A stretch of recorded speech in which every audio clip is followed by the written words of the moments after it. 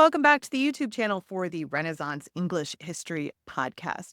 I am your host, Heather, and I've been podcasting on Tudor England since 2009 with my show, the original Tudor History Podcast. This channel is where I put all of my episodes from all of my shows, as well as lots of extra content like this video right here. Today, we are spooky because it is Halloween all week, and for the past couple of weeks, I've been sprinkling in some spooky episodes. And today we are going to talk about what our Tudor friends would have been doing on Halloween, how our Tudor friends celebrated, how they would have spent this day.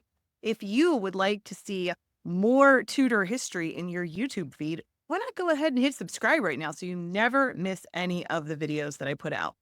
All right, let's get right into it. We're going to look at Halloween today through Tudor eyes, tracing its roots from the ancient Celtic festival of Samhain to the rituals and beliefs that defined All Hallows Eve. As the harvest season ended and the cold, dark winter drew near, the Tudors viewed this time as a very mystical period when boundaries between the living and the dead were the thinnest. It was a time for preparing the household for winter, but also contemplating the spirit world, a season that was filled with rituals to ensure safety and protect against things that might go bump in the night. The origins of Halloween, as the Tudors would have known it, began with the Celtic festival of Samhain, which many Wiccan friends still celebrate today. It marked the start of winter and the year's darker half. Of course, if you're watching this in Australia, like I know some of you do, hi, it's getting to be summer for you, right? I visited New Zealand once, total sidetrack. I visited New Zealand once in March, and it was crazy because like the leaves were falling and they had Mother's Day cards out. That just really mind blown. Mother's Day cards and leaves falling. Strange. Anyway, so for those of us in the northern half, we are preparing for the year's darker half, right? For the Celts, this time wasn't just about changing seasons. It was a moment when the spirits of the dead could cross over, mingling with the living, and when supernatural forces gained strength. Fires were lit on hilltops, offerings made, and homes prepared for the ghosts of ancestors who it was believed might visit, which is very similar to the whole Day of the Dead thing too, right? So these things linger on. The more things change, the more they stay the same, right? It's so funny. There's what I love about history. There's just these very human, primal things that are just in us, right? And, things change and the world looks completely different. And yet still people are preparing for their ancestors to visit today. That's something a lot of people are doing. And people are still kind of thinking about their ancestors on the Day of the Dead. And it's just humans are funny creatures. We think we've changed so much, but we haven't. Anyway, in a really chatty mood today. So by the time of the Tudors, the Christian influence had reshaped much of this ancient festival. In the 7th century, Pope Boniface IV established All Saints' Day to honor Christian saints and martyrs, settling on November 1st as a day to remember the holy. Later in the 9th century, All Souls' Day was added to pray for the souls of everyone who had passed on.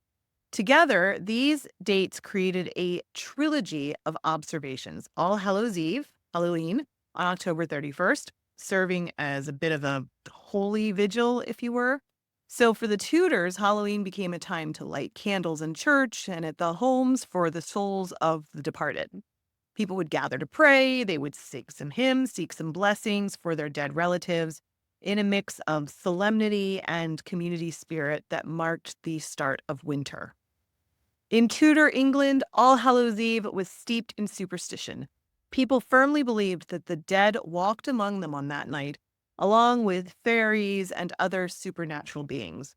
So fairies weren't necessarily evil, but they were mischievous, and their presence was often as much of a threat as it was quite magical. These creatures could bring good luck to those who treated them well, or misfortune to those who didn't, which kind of sounds a little bit like trick-or-treating, doesn't it? We'll get to that in a second. To protect themselves from these spirits, the Tudors turned to charms and rituals. Hanging a horseshoe over the doorway was said to ward off evil. Similarly, keeping a sprig of rosemary on hand provided protection from dark forces.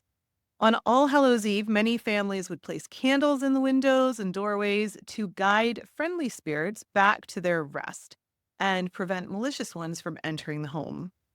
Other protective rituals focused on the earth, which held particular importance during the dark winter months. By keeping the fires burning bright on Halloween night, the Tudors believed that they could prevent malevolent spirits from taking up residence in their home. It was a time of both reverence and fear, as the Tudors would have walked the delicate line between honoring the dead and shielding themselves from the supernatural world. Bonfires were lit, serving as both a practical and symbolic ritual.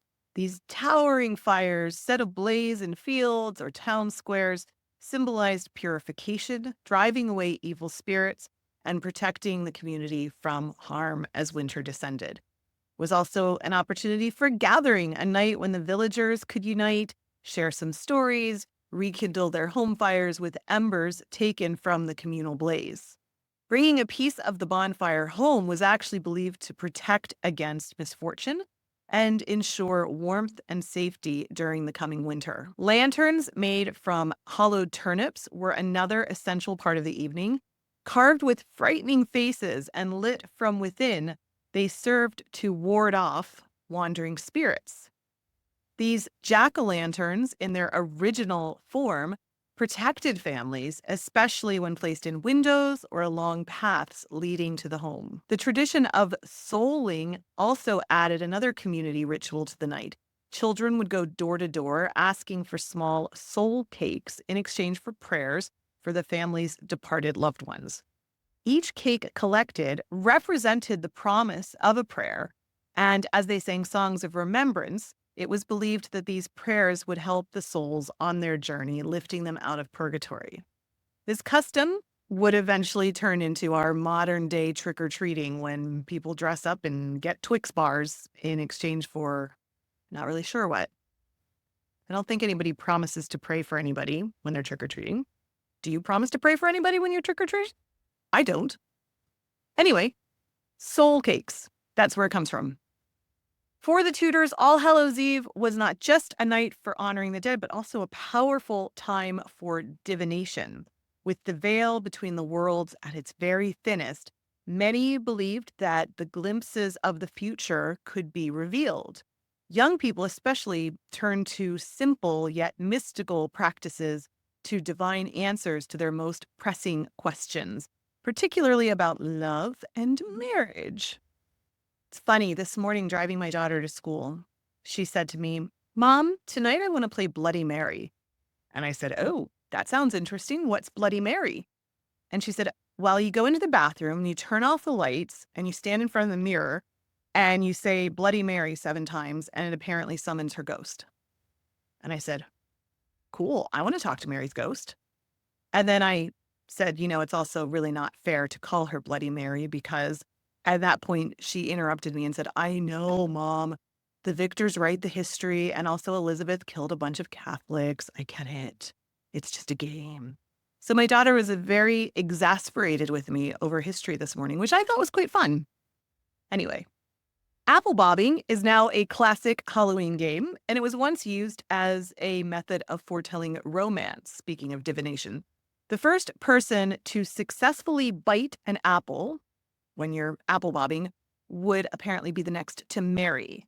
Mirror gazing was another favored technique when people would peer into a dimly lit mirror, hoping to catch a fleeting glimpse of a future spouse, or even a significant event, or Mary's ghost, which still goes on apparently. These rituals gave a thrilling glimpse into what might lay ahead, fueled by the belief that Halloween's supernatural energy enhanced these divinatory practices. Now, interestingly, the Reformation, of course, like it did with everything, brought sweeping changes to the way the Tudors would have celebrated the customs, the things that they did on Halloween. As Protestant influence grew under monarchs like Edward VI and Elizabeth I, The Catholic practices, especially those honoring saints and the dead, were increasingly discouraged. By the end of the Tudor period, the fervor around Halloween had started to diminish. This is also when we start to see the rise in witchcraft accusations, so it could have been quite dangerous to do all of the divination.